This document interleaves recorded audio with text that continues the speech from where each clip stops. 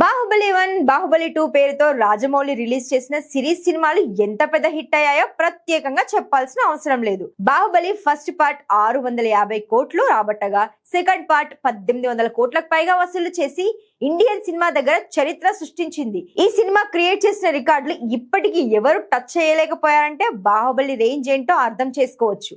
అయితే మొదటి భాగం రిలీజ్ అయ్యి 10 ఏళ్లు పూర్తయిన నేపథ్యంలో ఈ సినిమాని రిలీజ్ చేశారు. 2 భాగాలను ఒకే భాగంగా మార్చి బాహుబలి ది ఎపిక్ పేరుతో అక్టోబర్ 31వ తేదీన రిలీజ్ చేశాడు రాజమౌళి. మామూలుగానే రిలీజ్ సినిమాలు అంటే ప్రేక్షకులు ఆసక్తి కనబరుస్తున్నారు. అందులోనూ సూపర్ హిట్ అయిన 2 సినిమాలను ఒకే సినిమాగా మార్చి రిలీజ్ చేయడంతో కొత్త సినిమా రిలీజ్ రేంజ్ రెస్పాన్స్ వస్తుంది. ఈ సినిమాకు రిలీజ్ లో కొత్త ట్రెండ్ సృష్టిస్తూ ప్రీమియర్స్ కూడా ప్రదర్శించారు. దీంతో ప్రీమియర్స్ బుకింగ్స్ తోనే సెన్సేషన్ గా నిలిచింది Baahubali. Book my show bookings లో దుమ్ము దులిపేస్తుంది.